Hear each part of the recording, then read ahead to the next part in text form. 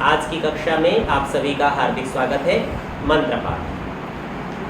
ओम शन्नो मित्रः शं वरुणः शन्नो भवत्वर्यमा शन्नो इंद्रो बृहस्पतिः शन्नो विष्णुरुक्रमः।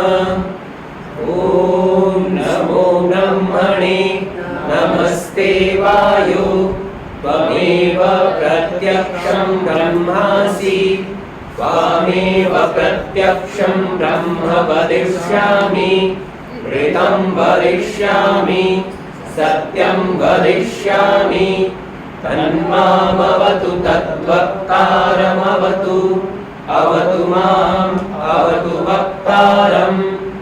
ओम शांति शांति शांति। पिछले पाठ में आपका कोई प्रश्न या शंका हो तो पहले उसे देख सकते हैं।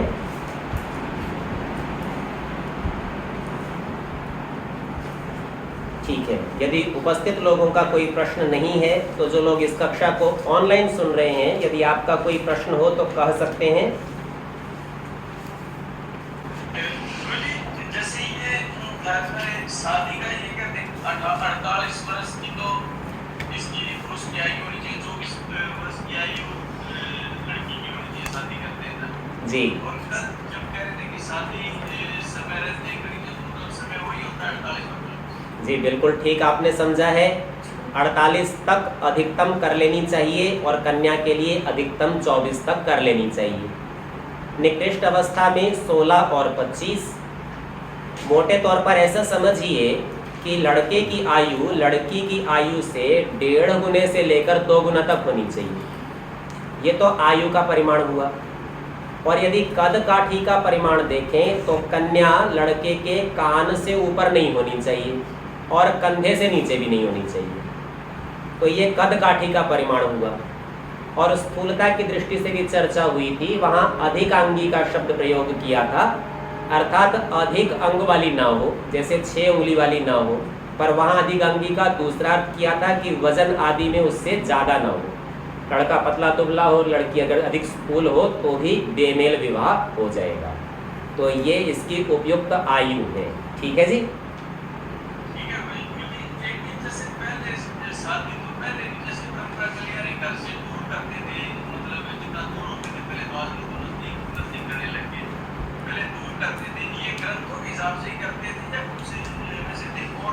शादी करते थे तब जैसे पहले बताते थे कि भाई जैसे नाई का जो गाँव में से कोई जाके पक्का कर रहता था, कुछ ऐसा।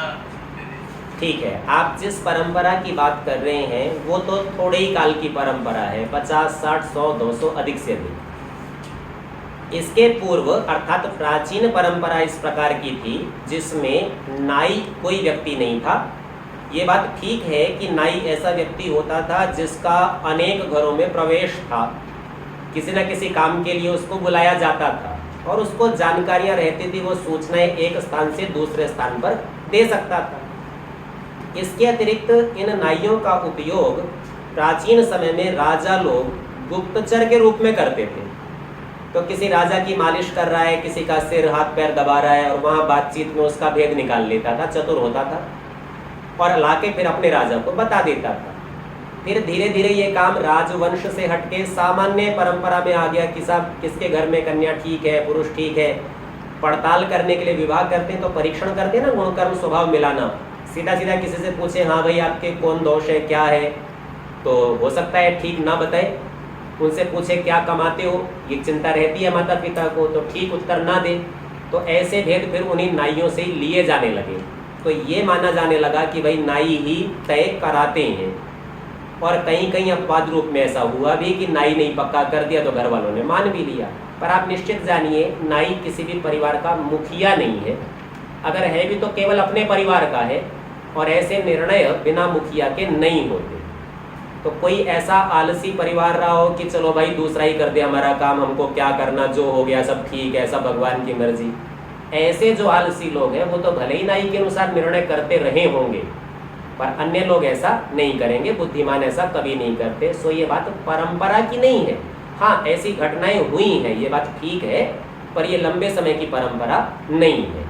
तो प्राचीन परंपरा यही है कि आचार्य लोग करते थे, और आचार्य लोग जिसका चयन करते थे विद्यार्थियों को उसमें स्वतंत्रता रखते थे, अर्थात अपनी इच्छा से इनमें से किसी को आप प्रसन्न कर लीजिए और उसके साथ विवाह करें।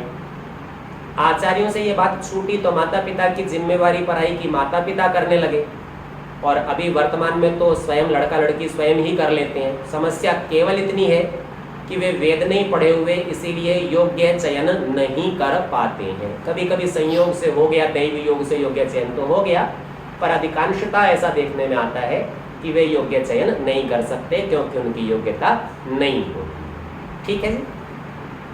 ठीक है गुरुजी, एक प्रश्न हो रहा है, जैसे ये जिस स्कूल में रहती है उस स्कूल में आनंद लक्ष्मी ये क्या है गुरुजी? धन संपत्ति और लक्ष्मी शब्द परमेश्वर का नाम भी है।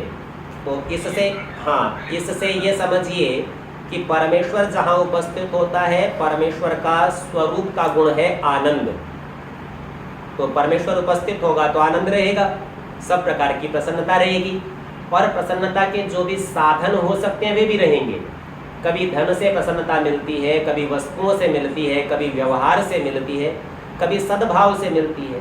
तो वहाँ लक्ष्मी रहेगी, अर्थात शोभा रहेगी, प्रसन्नता तो रहेगी और सुंदरता भी होगी। दो बातें हैं ना, कोई व्यक्ति सुंदर दिख सकता है पर प्रसन्न ना हो, दूसरा व्यक्ति प्रसन्न हो सकता है सुंदर ना हो, लेकिन यहाँ पर दोनों ही बातें उपस्थित होंगी। ठीक है जी। हाँ जी, अन्य कोई प्रश्न? जी हाँ जी। मुझे आजकल एक मुश्किल पड़ी है, बच्चे अपने कैरियर बनाने के अंदर लगे हुए हैं, और है ना जो बच्चे पढ़ रहे हैं, डॉक्टरी कर रहे हैं, MBA DM कर रहे हैं, वो 30-32 साल की लड़कियां हो जाती हैं, तो उनकी शादी के लिए फिर है ना मतलब है ना मुश्किल आती है, तो उनके लिए क्या करना चाहिए गुरुजी?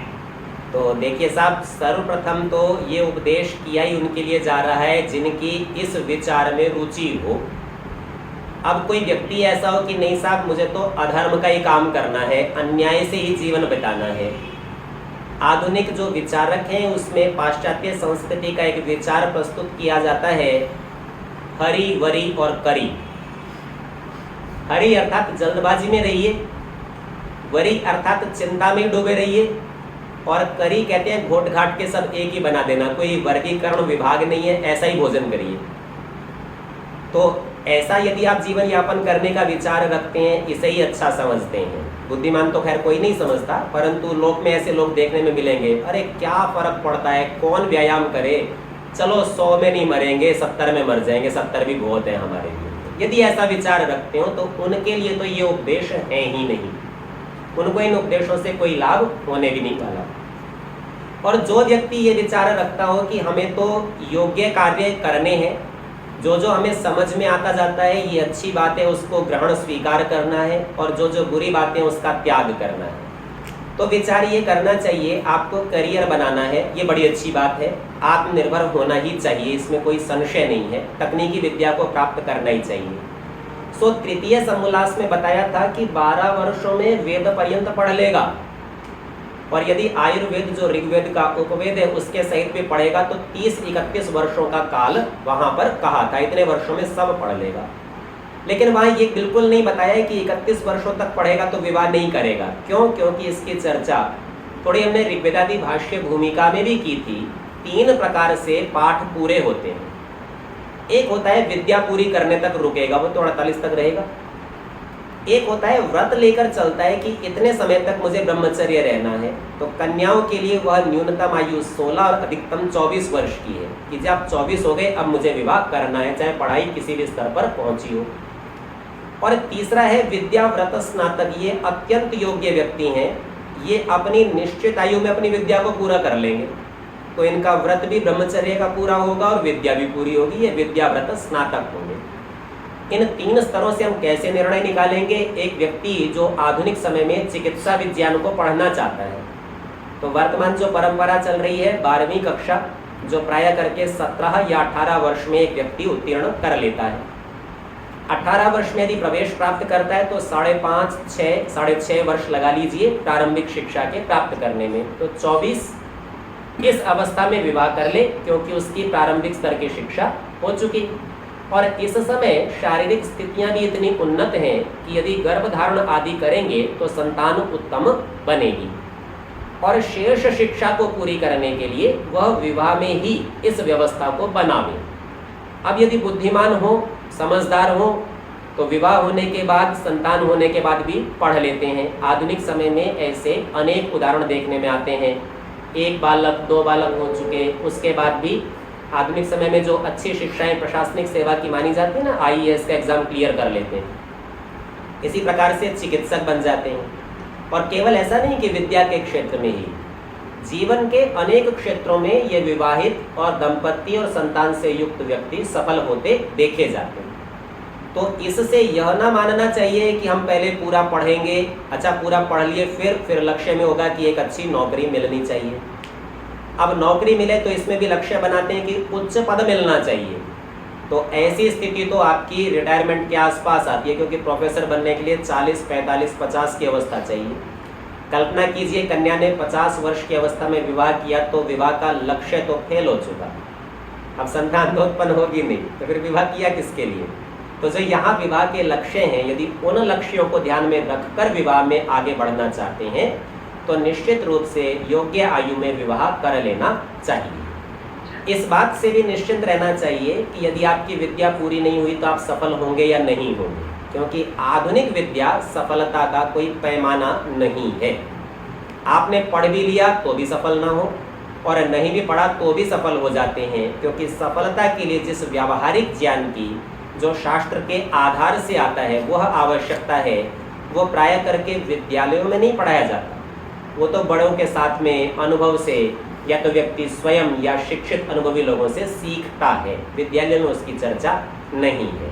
इन सारी बातों को ध्यान में रखकर अपने जीवन में व्यक्ति को निर्णय लेना चाहिए। ठीक है जी?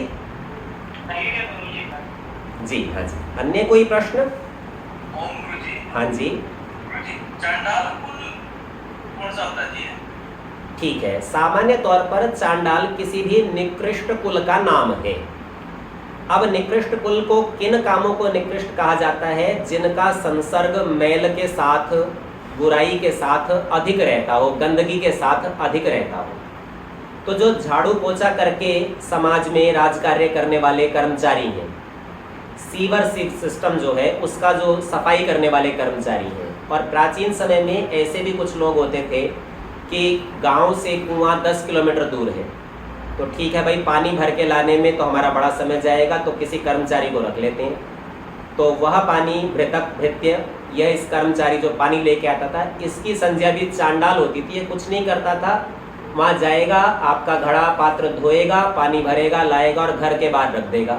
आप बाहर से उसको साफ सुथरा करके अपने घर में ले लेंगे।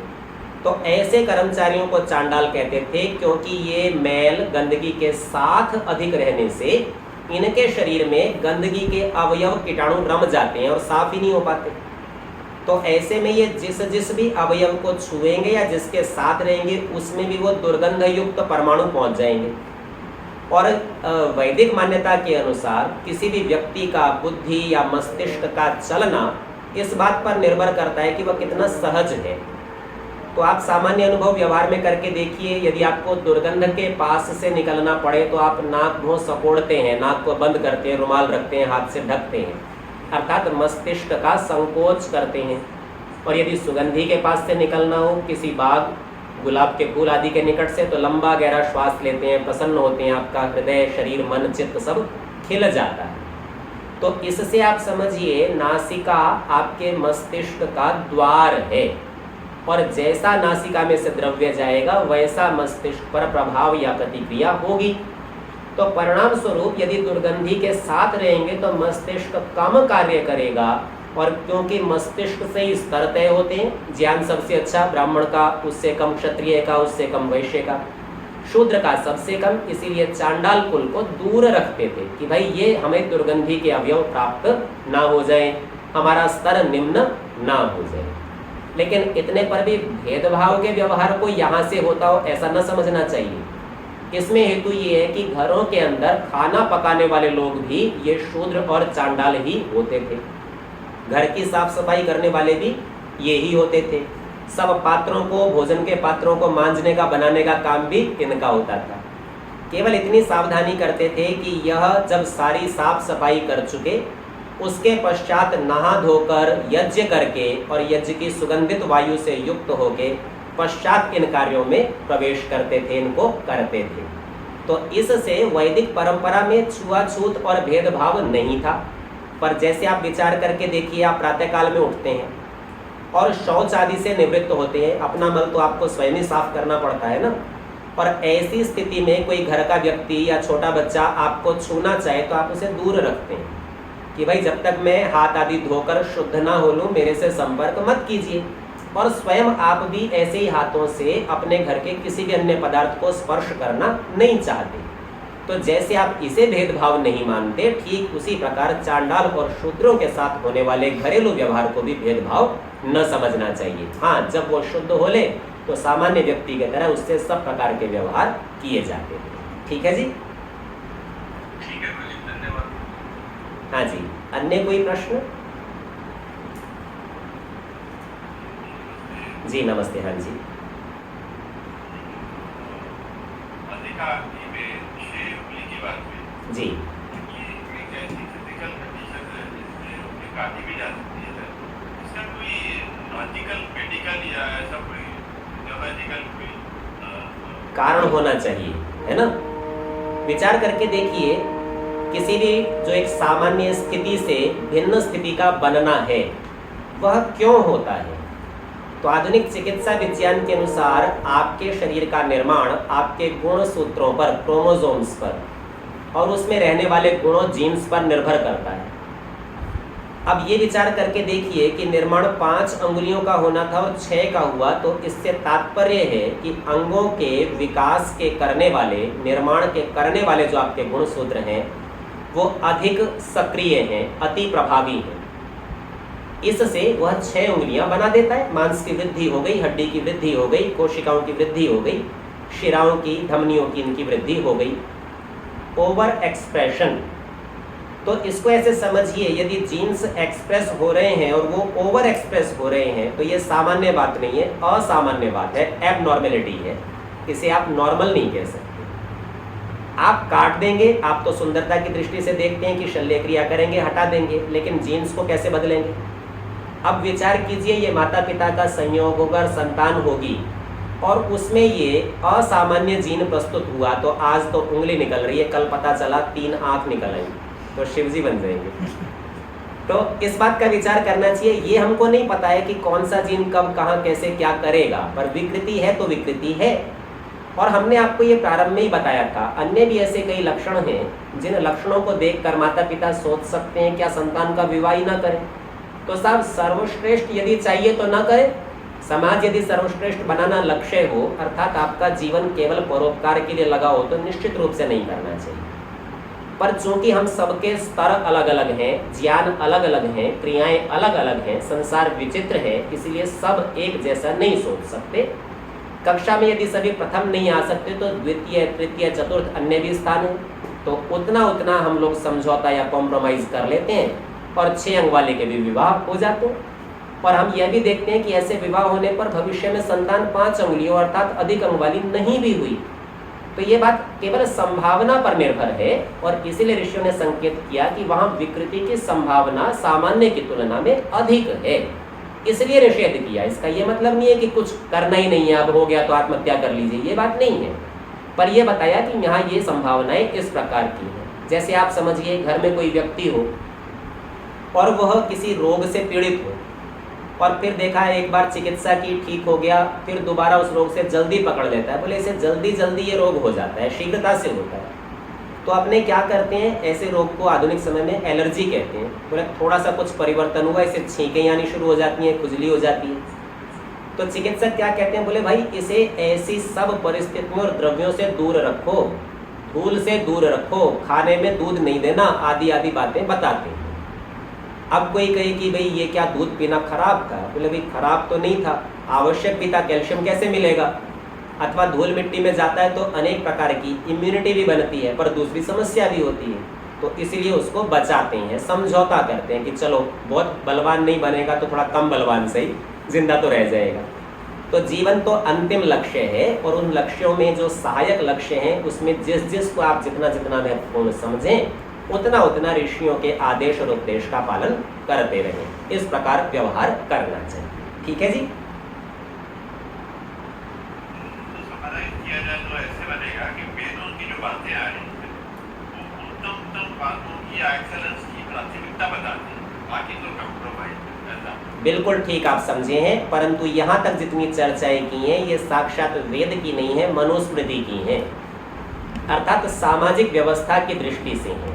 वेद की बातें ऊपर से लेकर नीचे तक प्रत्येक व्यक्ति के काम की होती है, और वेद के अंदर ये सब स्तर दिखलाए जाते हैं, और यह भी बताया जाता है कि यदि आप निम्न स्तर पर हो तो उससे उच्च स्तर पर कैसे आ सकते हो।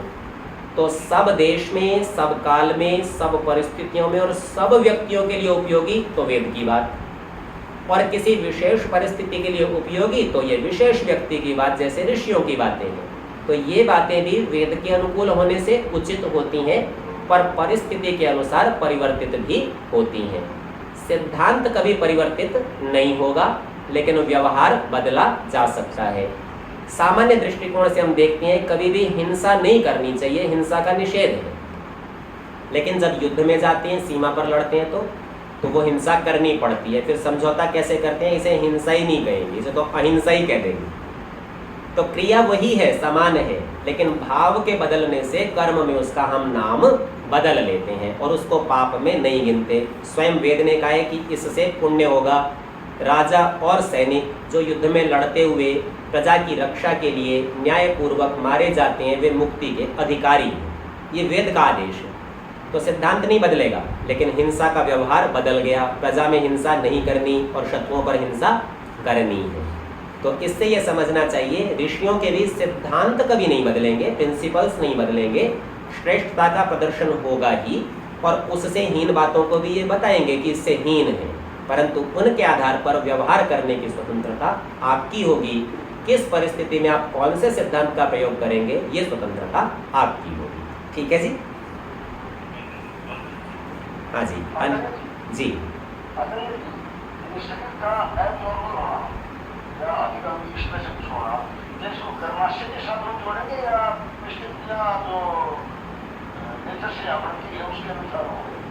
देखिए, कोई भी जो जड़ पदार्थ है, प्रकृति है, जिसे आप नेचर नाम से कहते हैं, वह स्वयं कभी भी क्रियाशील नहीं होती।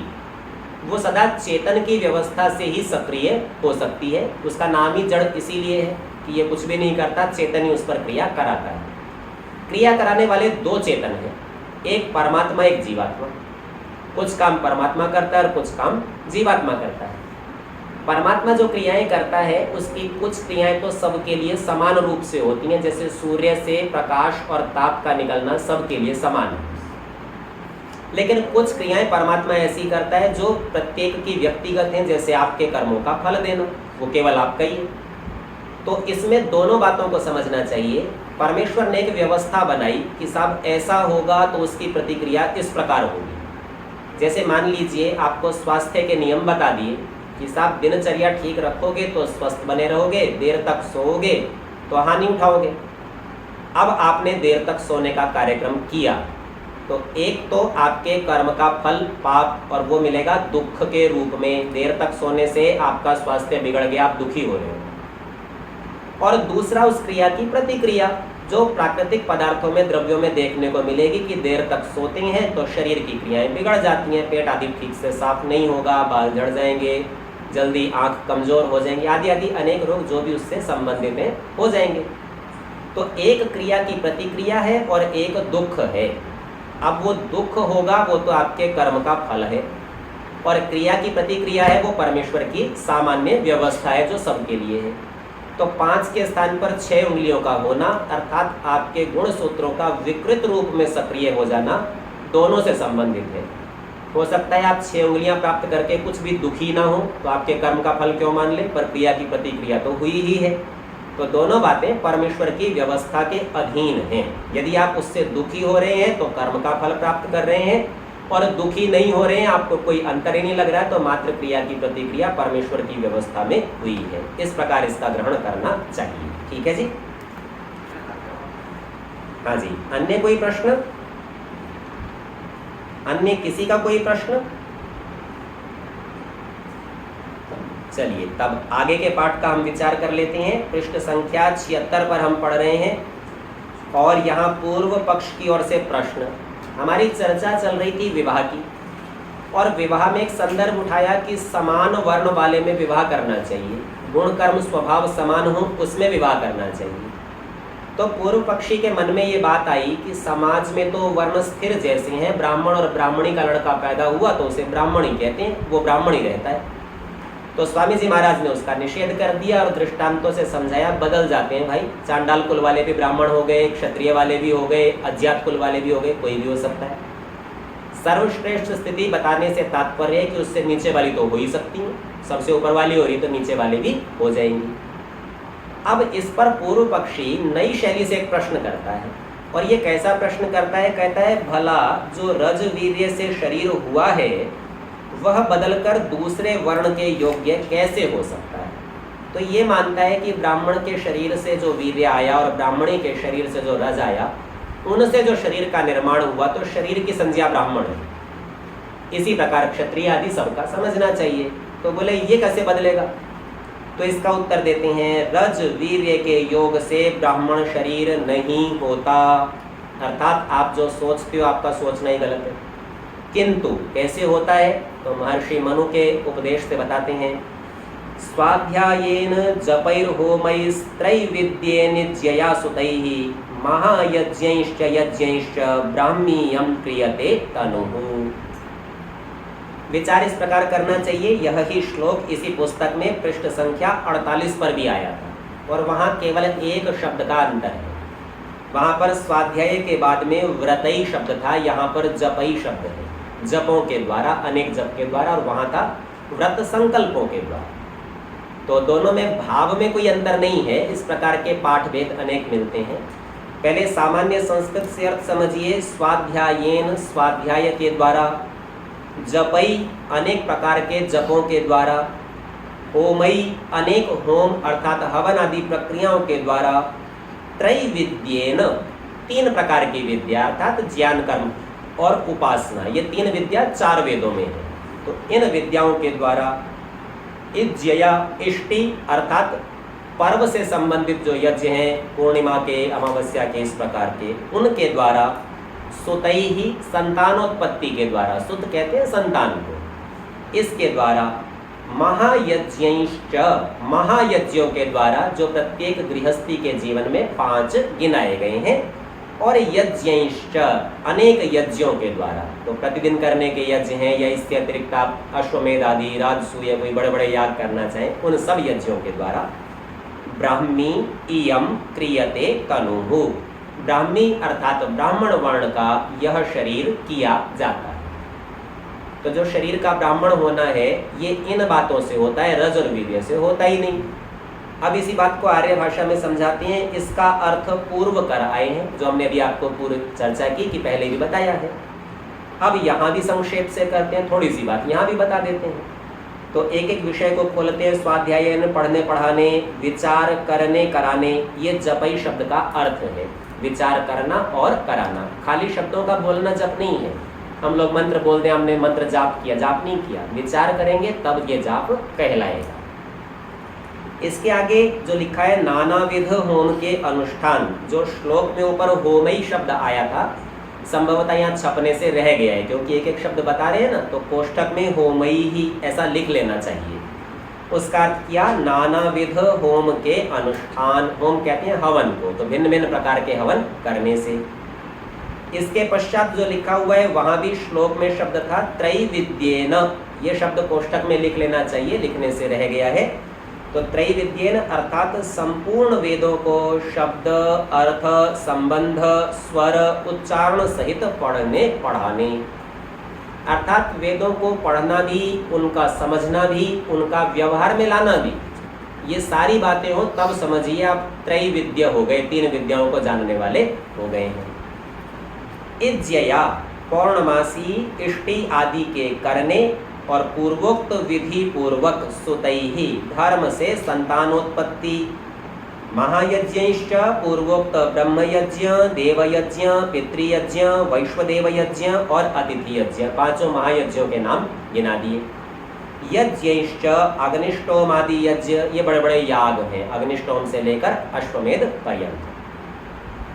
विद्वानों का संग, सत्कार, सत्य भाषण, परोपकार आदि सत्कर्म और संपूर्ण शिल्प विद्या आदि पढ़ के दुष्टाचार छोड़ श्रेष्ठाचार में वर्तने से इयम यह तनु शरीर ब्राह्मण का किया जाता है।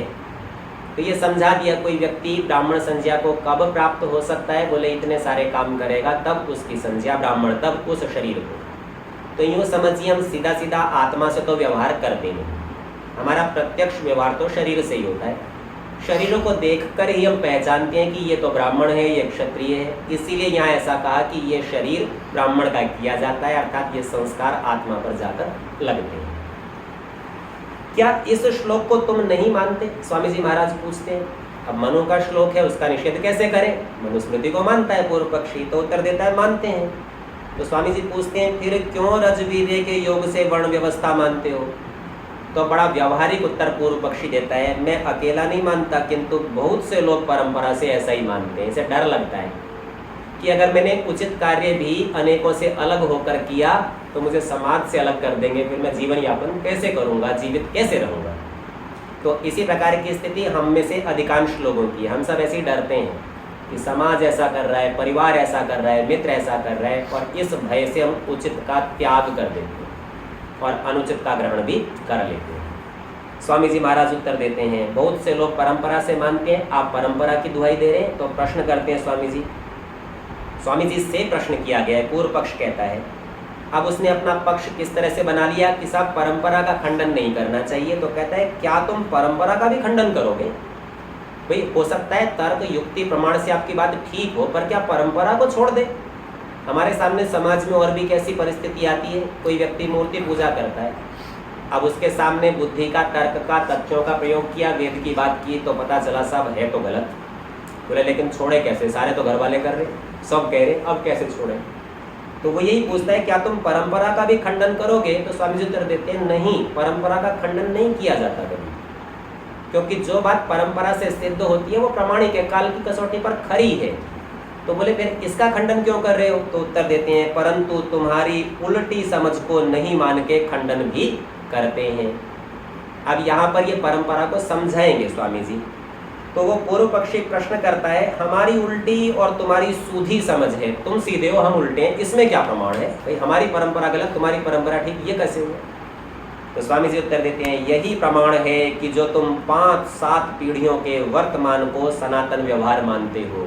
तुम्हारी परंपरा तो 5-7 पीढ़ियों से चल रही है, एक पीढ़ी 25-30 वर्ष परंपरा है, ज्यादा पुरानी है ही नहीं।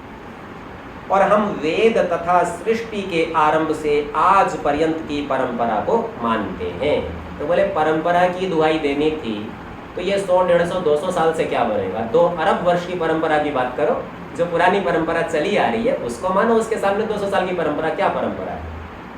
देखो जिसका पिता श्रेष्ठ उसका पुत्र दुष्ट, और जिसका पुत्र श्रेष्ठ उसका पिता दुष्ट, तथा कहीं दोनों श्रेष्ठ व दुष्ट देखने में आते हैं। इसलिए तुम लोग भ्रम में पड़े हो, तुमको यही नहीं पता अगर परंपरा है तो श्रेष्ठ पिता का श्रेष्ठ ही होना चाहिए, पर इससे उल्टा भी हो जाता है, और दुष्ट पिता का दुष्ट पुत्र होना चाहिए, पर इससे उल्टा हो जाता है। दुष्ट का दुष्ट भी हो जाता है, दुष्ट का सज्जन भी हो जाता है। तो बोले देखो मनु महाराज ने क्या कहा है, तुम्हें भ्रम में नहीं पड़ना चाहिए, क्योंकि तुम्हें परंपरा समझ में नहीं आ रही, तुम्हें पता ही नहीं चल रहा परंपरा है क्या। श्रेष्ठ से दुष्ट भी बन रहा है, दुष्ट से श्रेष्ठ भी बन रहा है, दुष्ट से दुष्ट भी बन रहा है, श्रेष्ठ से श्रेष्ठ भी बन रहा है, तो परंपरा है क्या?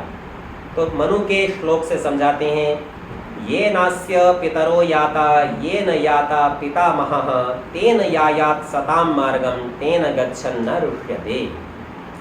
ये न जिससे अस्य पितरो याता, इसके पितर, पितर नाम विद्वानों का है, माता पिता का है, और अपने घर के बड़े लोगों का नाम है। इसके पिता लोग याता जाते हैं या चले गए, जिससे इसके पितर लोग यात्रा कर गए, अर्थात जिस व्यवहार को इसके पिता आदि श्रेष्ठ लोगों ने किया। ये न याता पितामहः, केवल पिता ही नहीं, पितामह दादा, अब परंपरा की बात आ गई ना, मेरे तो दादा परदादा सब ऐसे ही करते थे, तो बोले जिससे इसके पितामह दादा भी चले गए, अर्थात जैसा व्यवहार इसके पिता और दादा ने किया, तेन यायात, उसी से ही जाना चाहिए, अर्थात वैसा ही आचरण करना चाहिए। पर वो आचरण किसका हो? सताम, सज्जनों का। सताम मार्गम, सज्जनों के मार्ग से। तो पिता और दादा सज्जन हैं तो उनकी बात माननी, वैसा ही व्यवहार करना। तेन गच्छन, उससे जाता हुआ, अर्थात तो वैसा व्यवहार करता हुआ, न ऋष्यते, कभी भी स्खलित नहीं होता, दुख को प्राप्त नहीं होता। ऋष धातु हिंसा के, दुख के अर्थ में आती है, तो वो कष्ट को प्राप्त नहीं करता।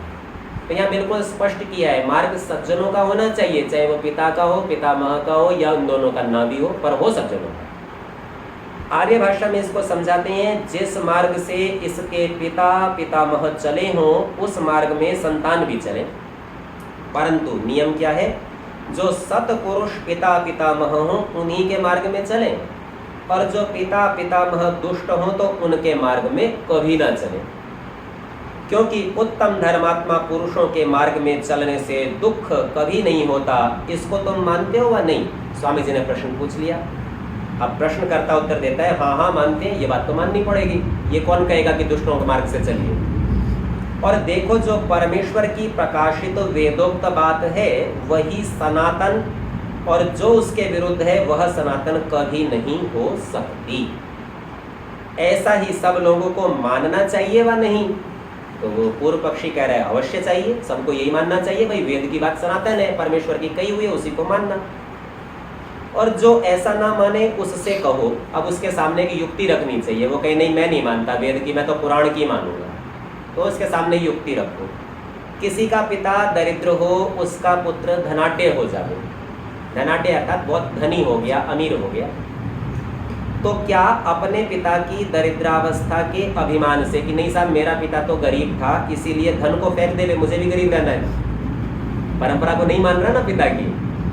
और क्या जिसका पिता अंधा हो उसका पुत्र भी अपनी आंखों को फोड़ ले, भाई मेरे पिता को नहीं दिखता था मैं भी फोड़ लेता हूँ, मुझे भी नहीं दिखना चाहिए, परंपरा है ना, जो पिता कर रहे हैं जैसा पिता के साथ हो रहा है वैसा ही करना अपने को भी। जिसका पिता कुकर्मी हो, क्या उसका पुत्र भी कुकर्म को ही करे? नहीं नहीं, किंतु जो जो पुरुषों के उत्तम कर्म हो उनका सेवन और दुष्ट कर्मों का त्याग कर देना सबका अत्यावश्यक है। तो ये इतनी स्थूल बातें, इससे समझ में आता है कि पिता और पितामह भी यदि गलती कर रहे थे तो अपने उस गलती को छोड़ दें, उनके पास कोई दुर्गुण दोष थे तो अपने उस परंपरा को नहीं मानेंगे। और मानने से पहले फिर मानेंगे क्या, ये बता ही दिया, भाई वेद के अंदर ईश्वर की आज्ञा है और वो सबको माननी है, तो अपने वही मानेंगे जो जो वेद और वेद के अनुकूल है, और जो जो वेद से इतर या वेद के प्रतिकूल है वो अपने को स्वीकार्य नहीं है। भले ही वो पिता दादा ने किया होगा, गलती होगी, नहीं ज्ञान होगा, अपने को समझ में आ गया, अपने बुद्धि से सोच सकते हैं तो अपने ठीक का अनुसरण करें। अब जो पूर्व में प्रश्न उठाया था ना, रजवीर्य से शरीर हुआ है, उसके संबंध में एक बड़ी सुंदर युक्ति देते हैं।